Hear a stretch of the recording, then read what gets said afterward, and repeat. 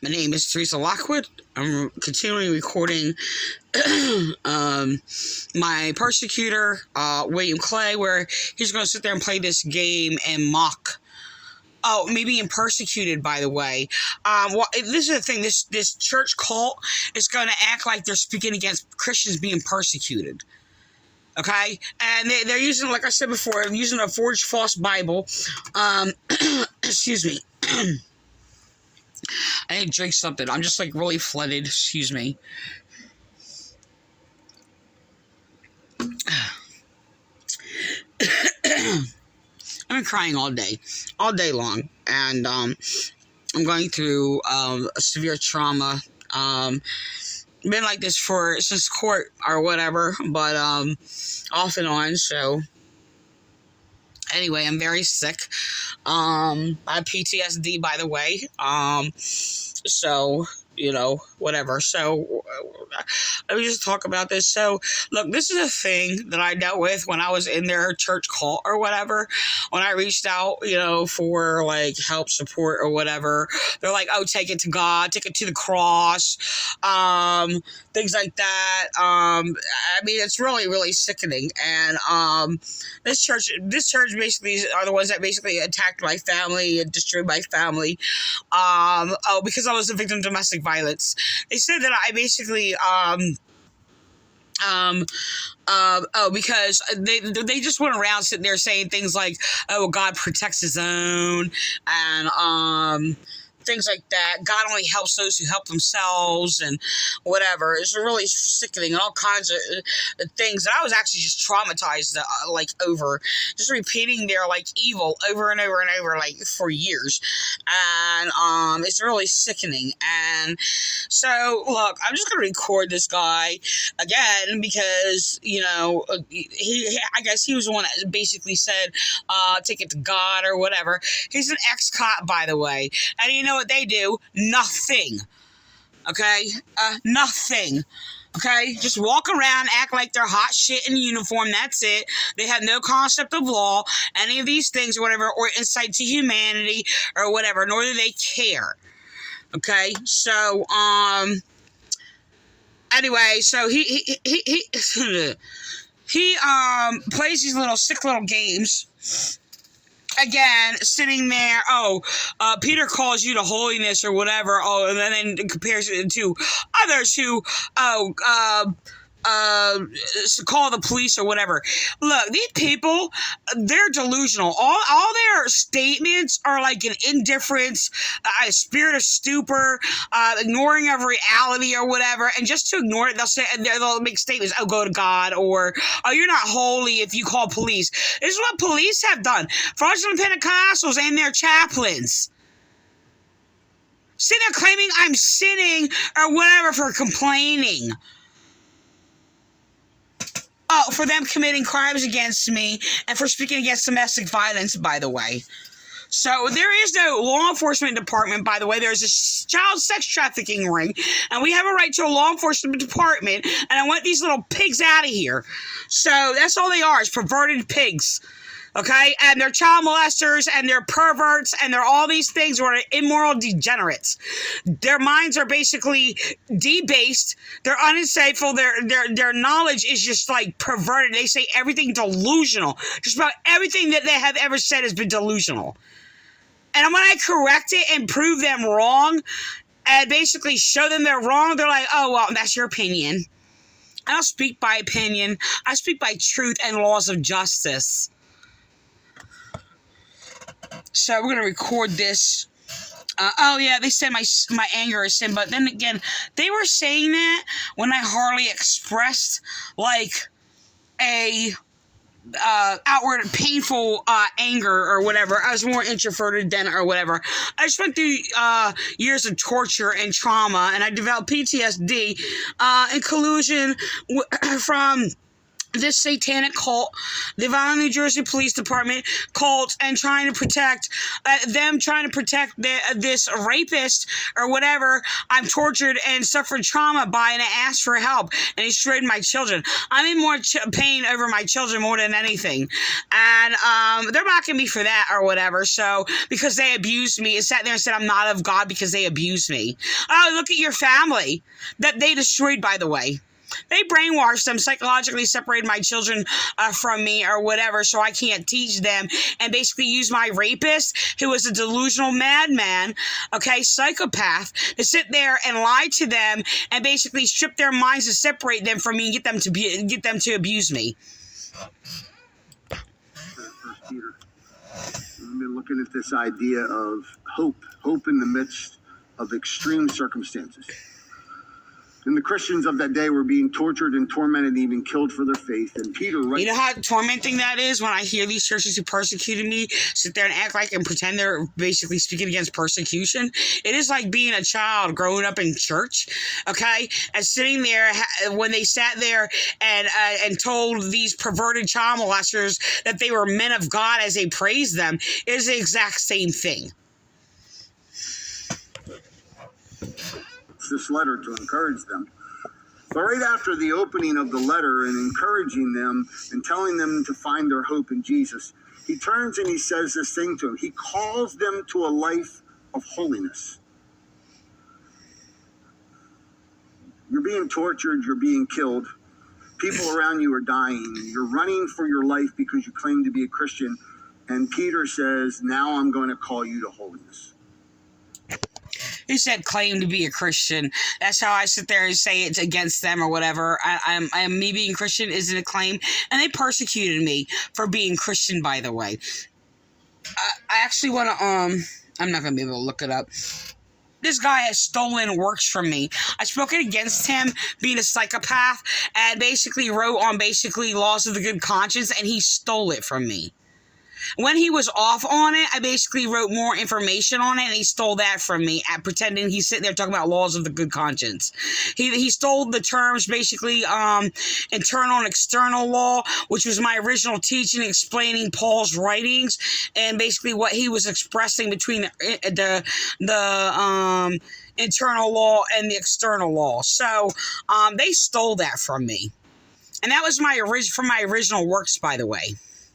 Because I am actually the only one who can interpret Paul correctly. How about call me the police? How about get me some protection and help? He's making fun of me for calling the police. And the police, by the way, have been abusing me for many years. And I sit there and call the police just to make a point or whatever, because first of all, I have a right to make a complaint and report. And they're refusing me, and they're manipulating things or whatever to make sure police don't hear me. These child molester protecting freaking pervert churches have been doing the same thing to me since I was a child. So I didn't know as a child to call the police. And yes, there was actually a police around me. Of this cult family, but in a different place. They weren't connected or whatever.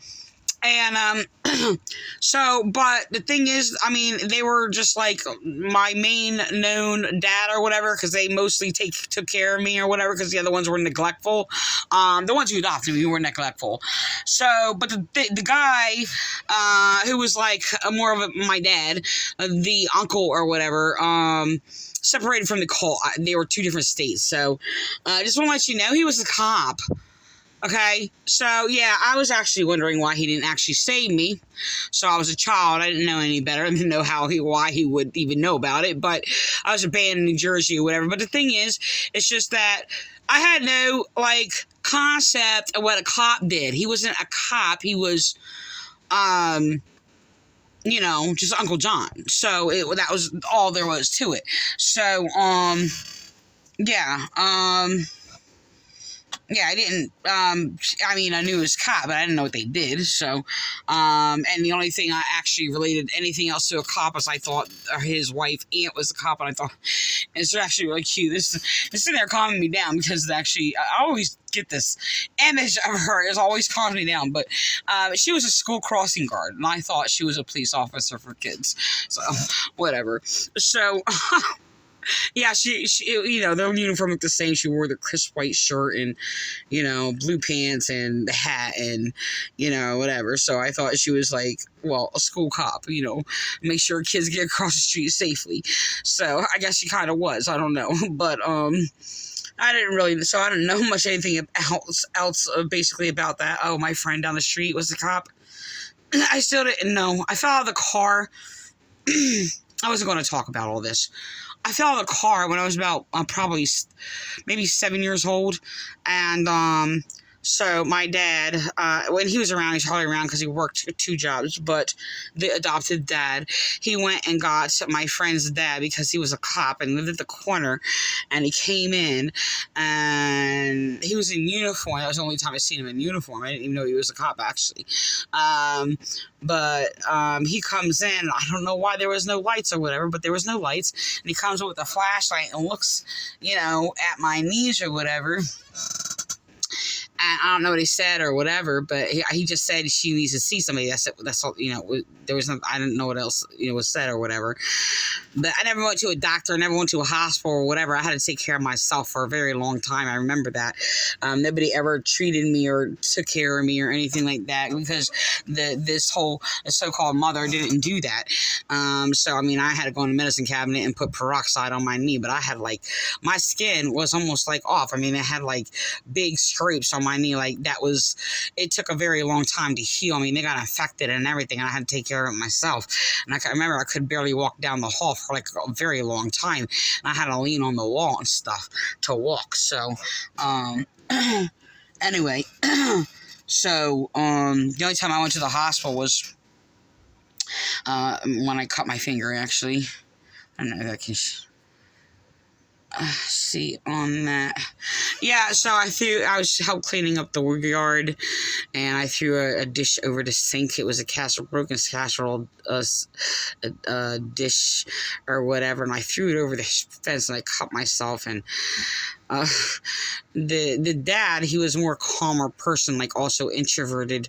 Everybody was introverted mainly, except when the kids played outside. It was a whole different story, but you know, and you take any introverted child, when you guys are playing off together, you're playing off together, and you're just like, you live in a whole nother world. But so it was, he was running my finger underwater and holding my hand, and I'm about 7 years old now, and I'm like, it's flipping up and down. I actually was thinking about this earlier today, and probably why it's coming up in my memories. So, I guess I'm trying to sit there and find good memories, because I'm actually going through a lot of bad, horrible memories, today. It's really terrible, but he's holding it, running underwater, and it's like, it's flipping up and down. Right? He's like, oh, honey, I think you need to go to the hospital and get stitches. That was the end of that. So, he was a very, gentle type person. So, you know, he was hardly communicative, though, or whatever. I mean, his neglect, it wasn't the same as the other one's neglect. And the other one's neglect was just neglectful. His was, he worked, he tried to provide, or whatever. He was just very sweet and not very communicative, or whatever. It wasn't just, I think he tried really hard.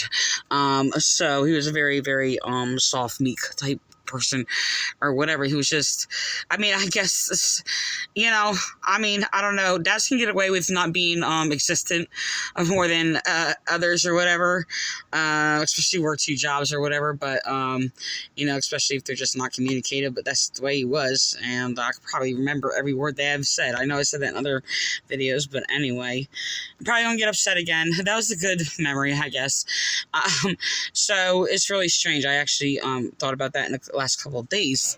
I don't know why, because I'm going through trauma periods, really, really bad, and especially off what I dealt with today in court. And yeah, I just basically called everybody child molesters. I don't even care. I got tired of saying child molesters were protectors, but that's how everybody's sitting there just treating everything, and I'm being silenced, so, and slandered again, and just basically just slandering me in my life, and they're basically attacking and abusing me for being a victim of domestic violence, and sitting there trying to make me out to be violent and whatever, and I'm not. So they're trying to use against me, oh, that I punched a kidnapper in the face, that was human trafficking children, That would be my adopted mother or whatever, and basically kidnapping my children. So yeah, apparently if you fight off, you're rapist. Well, guess what? You're considered violent, and they all sit there and say, you need to submit. You need to submit and not argue or complain or anything like that, and and basically just call you a sinner for not submitting to your rapist. Holiness, like this is the time to be called to holiness when. So apparently he calls holiness and forgiveness, by the way. They basically imprisoned me to my rapist, and that their church basically said, I need to learn a lesson. I need to learn how to forgive. They're saying I'm in prison to my rapist because I need to learn how to forgive. They perverted the Bible and basically used a forged false Bible, sitting there claiming that I was supposed to not separate from my rapist, as they were perverting things, taking a Bible out of context. Excuse me, I gotta press my eye. I have a lot of fluid behind my eye. So my head hurts, and I'm going to have to end this, but I wanted to do another part in here. Whatever, but I want to keep this short, and I'm just going to record that. You're facing this? Peter writes, so get yourselves ready, prepare your minds to act, control yourselves, and look forward in hope as you focus on the grace that comes. All right, I don't want to listen to him anymore, because this is the thing. I have the same thing over and over and over, because people take this out of context, by the way. He doesn't understand. His scripture Bible is twisted, first of all. I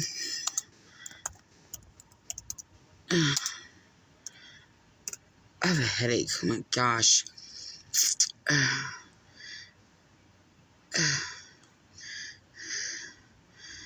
Okay. So I'm just going to sum this up, and I'm actually going to relate it to rightfully, when they take it out of context or whatever. Because what these churches do, they sit there and abuse you or whatever, and then claiming if they destroy your life or whatever, if you break, distress, destroy or whatever, that you're not standing on the rock and all these other things, you don't have faith. And I just want to let you know, their false doctrines are evil, and they don't know what that is. Hold on. Wind blows. I'm just going to look up wind blows, I guess. Wind blows. So, I just heard it mentioned, a line of it mentioned by Mother Persecutor from the Vineland Calvary Chapel. And they don't understand it. And they're all quoting, a line here or there from it. And, I just got a pop-up or something.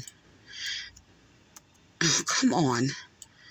And they don't understand it. It basically means... Because of look, this is the thing. It's because of distress. Distress is it puts people in a weak place, right? Where they may, because something bad happens or traumatic happens or whatever the case may be, and they lose faith. Okay, so this is an encouragement from Peter. Actually, I just went off of it. Okay. I'm just now on, my eyes hurt, so it's hard to read this. I'm kind of skimming through it. I'm going to show you what I'm doing. Okay. Yeah, so I'm just skimming. Wait, I don't even know. Yeah, it's on here. Okay. No, this is not where it is. You know what? I'm just there and found it on the rock. So anyway, so we're talking about trials and things that come in, and distress and oppression and things like that. And this is the thing. These people keep torturing me over and over and over, and they're not looking for an outcome or anything like that or whatever. It's just if they beat you down or whatever, and you're crying or whatever, they'll sit there and misquote a verse and sitting there crying as though you have no hope. These are abusers doing this, which means they're not founded on the rock. They're not on the rock of salvation. Okay, whatever else they claim. They manipulate words you're not focusing on Jesus. You know what? That was said to me, by the way, by a church, a fraudulent Pentecostal. who basically I went to enlighten him, and he was abusive. I was very kind to him, and I enlightened him with the gospel of Christ, and he's like, "You're not focusing on Jesus." And then they also sat there and said, "Oh, Jesus doesn't need anybody to defend him." Yeah, because they're frauds, they're scam artists. That's Chestnut Assembly, by the way. Rouse Snook and Tony Cotto or whatever, making up their own rules and stuff. They're pretending they're repenting while they're still lying and manipulating. Okay.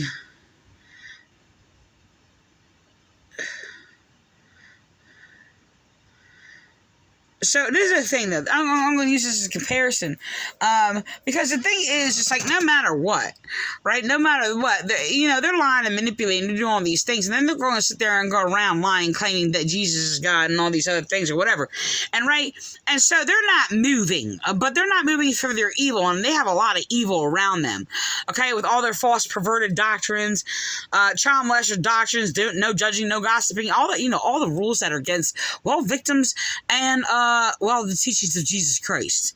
So,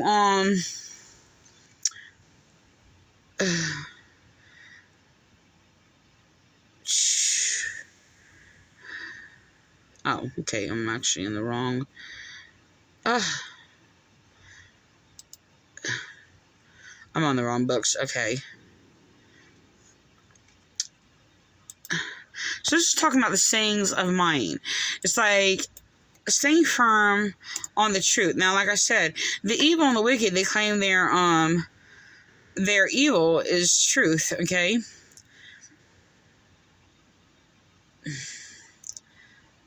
Okay. It says, "Therefore those who hear these sayings of mine and does them, I will liken him to a wise man who built his house on the rock, and the rain descended, and the floods came, and the winds blew and beat on the house, and it did not fall, for it was founded on the rock." And they're basically saying, oh, you're not founded on the rock or whatever because you're in distress, you're crying, you're persecuted. They're persecuting me. Oh, they denied that their abuse is persecuting me, by the way. I was sat there and told, as I destroyed my family, did all these things or whatever. These are ungodly people who are degenerate, who pervert the Bible, who do not see the reality of this, okay, or have any, remorse or empathy or anything for basically just them destroying lives. Like, they don't care.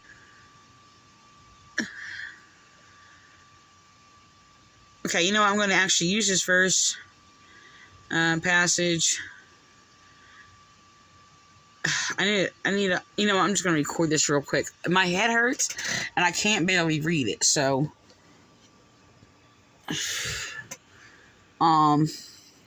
I use a lot of this actually. Because they twist just about everything in here. Good fruit, bad fruit.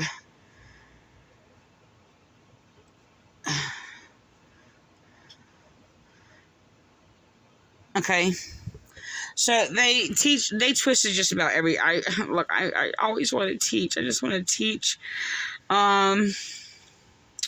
You will know them by their fruits. Do the men gather? If you're angry, they'll sit there and try to use a line out of this verse, and they don't understand what it is saying. Actually, William Clay just echoed it about lining up. Your words with your actions or whatever, which Frank Apollo is not doing. Oh, they're claiming I don't because, I cry and get angry and go off on people, like Jesus did. So they have so many rules against Jesus. Every time they try to slander me with their rules, they slander Jesus and expose it's not Christ they believe in. So yeah, so I just heard this, actually listening to another video. They go around sitting there saying, "Oh, you're not allowed to judge." And then they sit there. If you claim, that's them basically falsely judging, because they're judging from a hypocritical point of view. Well, not a view at all, but standpoint. And excuse me. Oh my gosh. And they'll go around sitting there claiming if you judge, you have a plank in your eye. This is what they do. I just heard it from the Chestnut Assembly. Sit there. No, they were making a joke humorously, but this is exactly what they do. So they'll sit there and I'm not going to use that example. That one was like a humorous joke. So, but the thing is, over and over and over, it's been the exact same thing. They will falsely judge you, slander you, make up things or whatever. If you correct them or whatever, or speak against their evil or whatever the case may be, they're like, oh, well, you shouldn't judge. This is what they do. I'm like, didn't you just judge me to tell me not to judge? Yes, I'm allowed to judge you. And I'm like, excuse me. No, I don't have a plank in my eye. Stop trying to shove yours in mine. So, I did that, actually made that up as original, when I experienced that in this church, in the Vineland Nazarene Ramoth Church. It came afterwards. I didn't say at the time, I didn't think of it at the time or whatever, but it processed like how they were sitting there twisting everything while they were sitting there slandering me. And then making up these rules to make sure I don't speak or I'm heard. And they when they tried to hypocritically use Jesus' words, they were speaking against themselves. So that's what happens. And Jesus warned them about doing that. And I taught it over and over and over since then throughout the years. So I learned this thing from this church, and I actually almost accepted it. Is the thing, I didn't. It was completely quickly like kicked out of me. It was just like, because they went around a lot just slandering you, falsely judging you, and you have to correct them. And they're like, oh, take the plank out of your own eye. And it's just like, I don't have one. I didn't say that, but it was just like, I would just kind of just try to talk to them and, try to explain the situation. And, if you sit there and teach about Jesus, they'll sit there and say, oh, it's not about religion. It's about a relationship with Jesus Christ. This is what they did. That was a false minister, Debbie G.V. Nazi, as she tried to teach me false doctrines as she was delusionally making things up. So, yeah, she committed perjury and crime against me or whatever. And, bullied me out of their thrift shop or whatever. As I'm being bullied in this church by Lee King and other people or whatever. They are my abusers. Lee King is in hell. Yes, I can say that. And I don't care if you look up the passage or whatever, don't say who's going to send to heaven or hell or whatever. Actually, people don't know that's in there. I'll teach that myself. I'll teach it in context. I am going to sit there and say my abusers are in hell. Yes, they are. It's already written. It's there. It's descriptive. These people go to hell. These people go to heaven. And they want to sit there and speak against the fact that it basically said, the righteous go to heaven and only the wicked go to hell. End of story. So they go around and say, only those who believe in Jesus. I believe in Jesus. I don't believe in your Jesus. So because they're abusing me, they say they're going to heaven and I'm going to hell because I'm being abused by them and because I was a victim of domestic violence and everything else. And this is what they do.